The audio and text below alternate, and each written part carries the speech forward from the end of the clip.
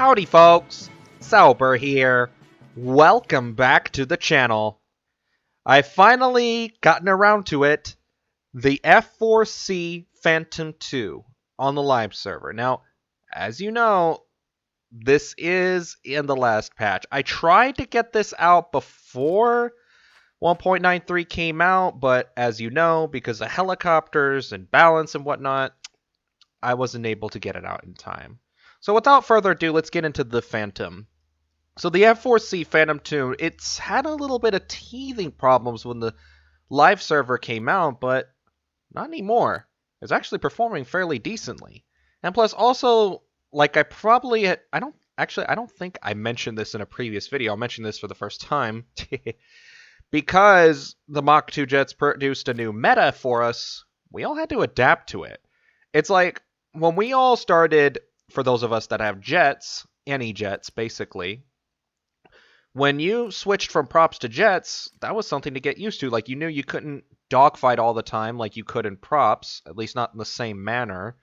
And then you also had to keep your speed up. You had good top speed, but not the best acceleration. Similar case with the Mach 2 or the Mach 1 jets. They had their own challenges and learning curves. And thus the same applies to the Mach 2 jets. But one thing I think is really interesting about the F4 Phantom, as you'll soon see later in the video, this thing is a great close air support vehicle. I don't know why I whispered it like that, but you get the idea. This thing has an insane loadout. I mean, like, you could carry 12 750-pound bombs, 16 250 or 500-pound bombs, and 8 1,000-pound bombs. That's like more than a B-17 Flying Fortress, at least in the case for the 250 and 500-pound bombs. I don't count the 750-pound bombs because, as far as I know, correct me if I'm wrong about this, but I do not think B-17s carried 750-pound bombs. I think that was introduced after World War II. Oh yeah, and I'm not in a big hurry to make a video. Oh, sorry, got a little ahead of myself. How I was able to get the MiG-21 so quickly? Man, Air SB, Air Simulator Battles, gives you an insane amount of research points. Silver is modest, but RP? Man. The only problem is that only some aircraft are suited for SB. In my case, it's the IL-28. Because I like bombing air bases, and it has the best bomb, at least for jet bombers, and that is the FAB-1000 with 1,400 kilograms of TNT explosive mass. That is just, excuse me, insane. Now, I'm not really in a hurry to make a MiG-21 video yet, because I haven't even taken it out in a real battle. I think my main drawback for it is its low ammunition count. I'm used to, I mean, sure, the MiG-19 also has only, what, 2 30mm, but I don't know, I'm more used to the 19 than the 21 for various reasons. But I'll definitely make a MiG-21 video in the future. But anyway, briefly mentioning back on the Air SB, like I said, only certain aircraft are really cut out for the base bombing job. I mean, sure, you have the B-57 or the Canberra bombers, but they're limited, well, at least in the case for the B-57A and both Canberra bombers, their bomb load isn't really all that great. And then as for the B-57B, it's slow, you don't have a tail gunner, and you have pretty limited viewing visibility compared to the other Canberras. But hopefully they'll balance that out in the future to make it easier, because at the moment both the IL-28 and the H5 really sure can dish out some RP gain. Well, without further ado, let's go get into the battle here. So I apologize in advance for the dark view, no pun intended, but well, first I got a little ahead of myself. So this one battle, what I tried to do is, the first time I tried to make this video, because I was having a hard time at first, I was looking for the best and most modest battles I had with the F-4C Phantom 2. And in the end, this one proved to be the best until the next battle you'll see after this. This one was totally unexpected, but I'll get into that in a moment. Anyhow, I was having a pretty rough day with the F-4 Phantom when I was playing this battle, as you see here. Sorry, that's my dog scratching his pillow for whatever reason. Lord. Anyhow, I was getting a few decent, successful battles, but many times either I was taken out early or towards the end of the battle, or even literally when I was going after the last guy as we were winning, another F-4 Phantom team kills me. I'm like, dude, really?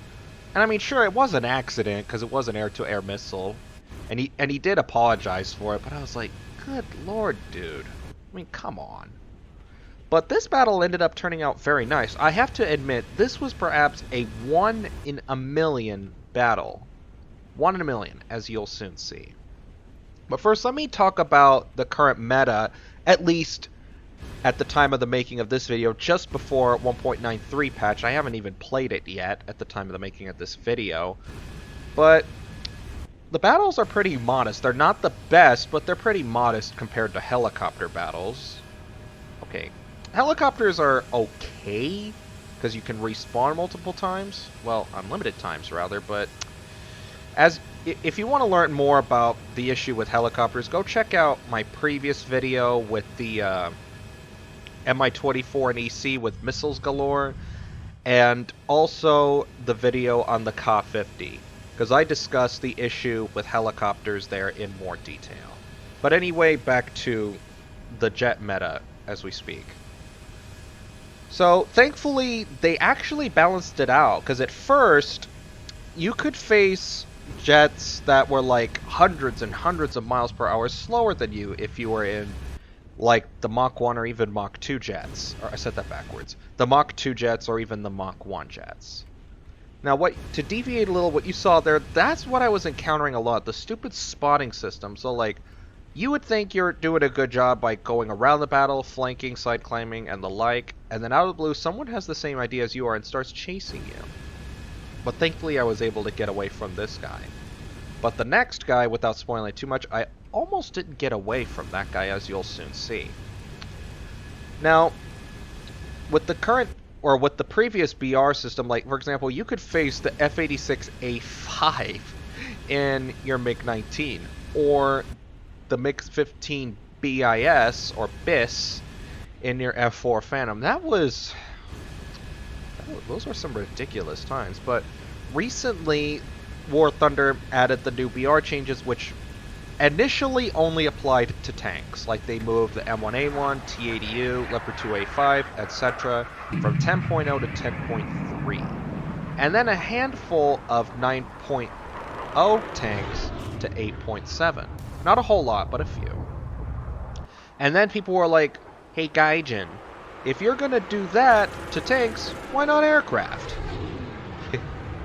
And sure enough, they made the change shortly afterwards to the BR table, and they applied it to aircraft as well. Namely, the F-4 Phantom, the MiG-21, and I believe the MiG-19. PT, at least. I could be wrong about that one, because I don't remember off the top of my head. But anyway, and a select number of 9.0 jets, namely all 3 of the current G91 jets for Italy and Germany, as well as the MiG-15, both MiG-15s, the BIS, or both Tech Tree MiG-15s. Okay, there's lots of MiG-15s. There's 3 for Russia, and then there's 1 for Germany. Good lord. But you get the idea.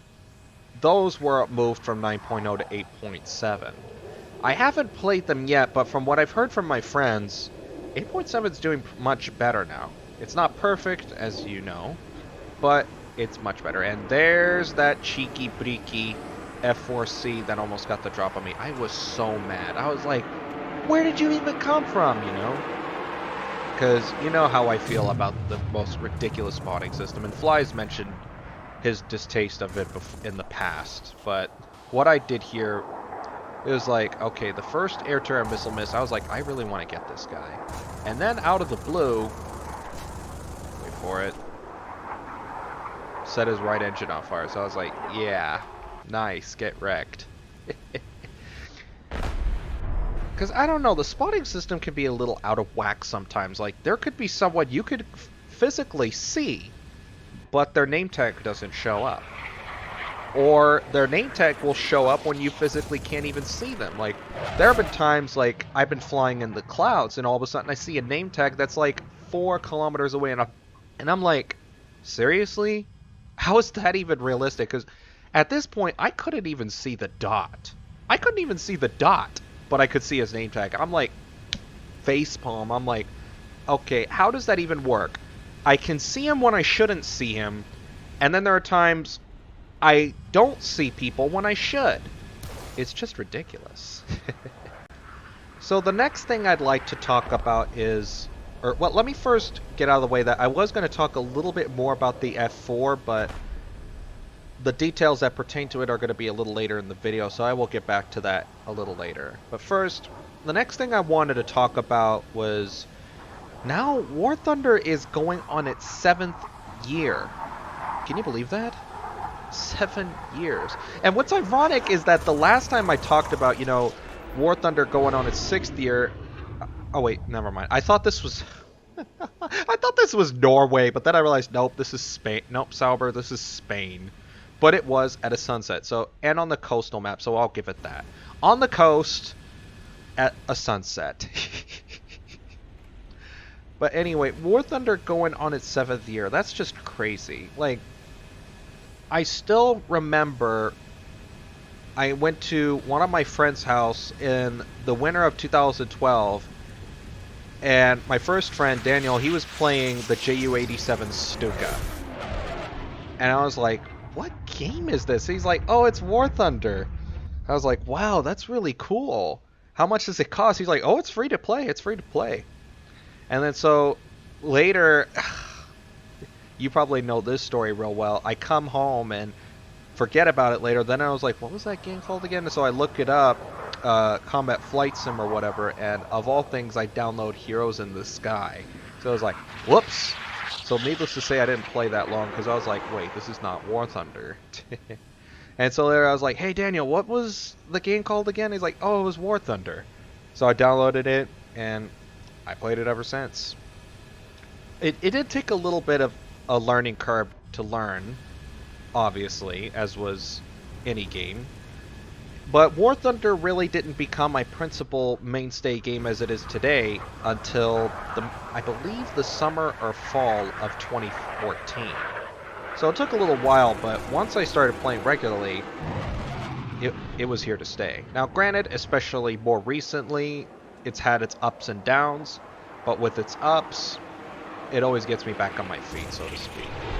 Now, at the time of the making of this video, I have not yet played Helicopter EC or helicopters in general in the new 1.93 patch, so I'm kind of scared that it's like, how would you describe it? Like those movies where the dad tells his son or daughter, like, okay, you can have some friends over, but don't have any crazy parties or whatever, and the dad and mom get back and the whole place is trashed. Yeah, that's kind of what I'm fearing is what's going on at Helicopter EC, and maybe even Tank RB, because if rumors are true, then there are a bunch of people, well, by the time you watch this video, it's probably over, but at the time I'm making this video, October 29th, 2019, people are spamming Ka-50s and other attack helicopters, just wrecking the whole team with their rockets. Yeah, feels bad, man. But hopefully by the time you see this video, that's died down, or maybe they have done something to balance it. Because just hearing that, I was like, oh my goodness. But anyway, going back to how far War Thunder has come, first we started with only player-controlled aircraft. Ironically, if I recall correctly, War Thunder was originally not going to have player-playable planes from the start, or at least if they were, they would be accompanied by ships. But because War Thunder didn't want to use HP bars, you know, like Wargaming does, they opted for aircraft instead, which they built off of their previous game, Birds of Steel, and I believe also Wings of Prey. I can't remember which one came before which one. I said that weird. If Birds of Steel was first or Wings of Prey was first. But nonetheless, they took a game from the last decade, 2009, 2008, and they made War Thunder into what it is today. Then in 2014, we got our ground forces. Then in 2016, we got ships. And then in 2017, we got somewhat modern MBTs. You had the MBT/KPZ-70. You also had the T-64. That was something. And then in 2018, we got helicopters. And then in 2019, we got even more advanced helicopters, for better or worse, depending on how you look at it. And then especially Mach 2 jets, and my personal favorite, the F-4C Phantom II. Oh yeah. Like, I don't know if I mentioned this already or not, but I remember watching a documentary about the F-4 Phantom and thinking how cool of a jet it was. It's always been special to me. And I know what you're thinking. Yeah, Sauber, this is dark. This battle is dark. I can't see a thing. Well, let me turn on the lights. Not perfect, but it helps. Funny story about this battle, because I was just wanting to play my M1 Abrams just for fun, and then I was like, when I got taken out somewhat early, I was like, I should probably leave the battle. But then I was like, no, I should give the Phantom a try for CAS. And I can easily imagine you asking, Sauber, how could you see in the dark? And my answer is, well, I technically didn't. What I did was I quickly went to my display settings and put the gamma on max. And put the gamma on max so I could see the battle better. It wasn't perfect, but I could see better. And it's funny because I thought that by turning up the gamma settings for my screen that I could do that so I could record this video better. And then when I go to put it in the editor, I was like, wait, it didn't make a difference. And I was like, oh, only I could see the difference. Whoops. So I was like, well, great, I can't use the video. But then I checked the settings on Movie Maker, and I was like, oh, wait, there's a way to increase the brightness. So thankfully, that setting alone is what made this particular battle possible for you and I to view in this video. And to my surprise, it actually turned out really nice. I was able to get a few ground targets and a little surprise, as you'll see later in the video. So the next thing I want to talk about is the night vision and thermal. Not just for helicopters, but also for tanks. Because, I don't know, the night vision, the standard night vision, the green sight, as I like to call it, can be a bit of a hit or miss, depending on what type of night battle you get. Because there are some battles where it helps immensely. Like if it's nighttime but it's bright. But if it's dark, like really dark, where you can barely see a thing without it, then sometimes the night vision actually makes it worse. It's kind of hard to explain, but the night vision can be hit or miss in that regard. And then, if you have thermals equipped on your tank, you're going to have an easier time, but it's only on the gun side. And plus, you're going to see enemies from afar, from like across the map, that you normally would not be able to see, even in the daytime. And that's the other thing I forgot to mention. As you know, thermals can be used in the daytime as well. I'm kind of wondering if they plan on balancing the thermals a bit better, because at the moment, depending on what map and what scenario you get, they can be a little bit overpowered in some cases. But I won't go too deeply into that. I just wanted to get that out of the way. So the last thing I'd like to talk about before we conclude this video, as is per customary as I've done in previous years, talking about, War Thunder is, reaching its 7th year. And now, keep in mind that these are just my personal guesses. I have no way of knowing what exactly they will be adding in 2020, but I thought I would make my guess is, as I've done the past 2, I think 3 years, since 2016. And that is this. My guess is, at least in regards to aircraft, I'll start with aircraft because it's the easiest one that can come to mind. I could definitely see them adding later versions of the F-4 Phantom, like the F-4E, F-4G, that sort of thing. Maybe even additional, like, sorry, let me rephrase that. Maybe the F-4 Phantom could be added to other nations like Germany, Japan, and other nations that used the F-4 Phantom. Definitely Germany and Japan, especially Japan with their licensed-built version of the F-4 Phantom. That would definitely be an interesting and welcome addition. And then, of course, also later versions of the MiG-21. I particularly would like to see the MiG-21 BIS. That would be really cool. And then, what else? Maybe also some modern ground attack aircraft. Because, I mean, like, if you have, like, the modern attack helicopters, which could be easily taken out by SPAA, why not also get ground attack aircraft, like the A-10 Warthog or the Su-25 Frogfoot? The first two that come to mind, anyway. And yep, here's that cheeky breaky T-2 chasing me. And you're probably wondering, how do I lose him? Well, you will see in a moment. But anyway, because, like, sure, the A-10 and Su-25 are slow, but I think their slow speed would be the balancing factor in that regard, especially in Air RB. I don't know about Tank RB, but definitely Air RB. And then, as for tanks goes, I think we're really getting close, and a similar case with helicopters, to... or hang on a second.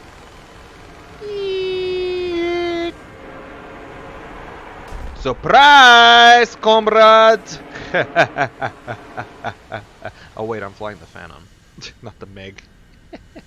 But yeah, that was just hilarious, taking out that T2 that was on my tail. And for some reason in the replay, I don't know why it did this. It didn't do it when I tried to record it the second time, which obviously didn't make the cut, because I wanted to keep the first cut, it was using my user skin for the T2, and it shouldn't have, because that's not me flying that T2. Now, I gotta say, I really wished you could apply your user skins to other players' aircraft, at least in the replays, because, come on, that's pretty cool. Like, there's a defector T2 chasing me, and I was able to get him off my tail with a few 750-pound bombs. But yeah, anyway, going back to the tanks, as well as helicopters, I think we're really close to reaching the absolute limit of what we can add. At least in terms of modern technology, because eventually it's going to get to the point, sooner rather than later, you're getting the most modern tanks available, and you can't add any more until the future progresses, unless you want to add some future paper tanks, which I'm pretty sure War Thunder would not desire to add, but we're getting pretty high, really up there, because like you have the M1A2 and the Challenger 2, which were introduced in the 90s and used to this very day. But then at the same time, we could receive like the M1A2 Survival Enhancement package variants, like the Set B1 or Set B2, some upgrade packages for the Challenger 2, the Leopard 2A6, etc. And as for helicopters, I will be honest, I don't know what more they could add aside from the AH-64 Apache, the K-52. I especially would like the K-52, because the first time I saw the video about the K-52 from Maximus, I thought that thing was just so cool. And then, of course, for naval, most definitely we will see battle. Or, I almost said that backwards again. It would be really cool if we would see submarines, because we predict, at least Fly did, predicted submarines in January of 2019, or December 2018 rather, but we didn't, at the time of making this video, we have not got submarines. But at the very least, we will most likely get battleships. So it'll definitely be interesting to see what War Thunder will add in the future, because despite all the ups and downs, War Thunder always has an interesting way of picking itself back up, even amid some notable controversies like free Abrams, or not free Abrams, free parts in FPE, and fix the game at 1.91. Yeah. it's interesting to think that despite all those issues and it's had to deal with, it's able to bounce back into the spotlight. But one final note I'd like to mention is, at least in regards to helicopters, I'm really hopeful that they'll fix the matchmaker for helicopters, because I shouldn't face an owlet in my Ka 50. Or, yeah, sorry. I just hope they'll fix that in the near future. But anyway, that is it for today's video. Thank you so much for watching. Hope you're enjoying the video so far. And I appreciate all the support you guys have given me. I can never say it enough. Thank you very much. But anyway, that is it for today's video. Have a great day. Stay safe. And peace out.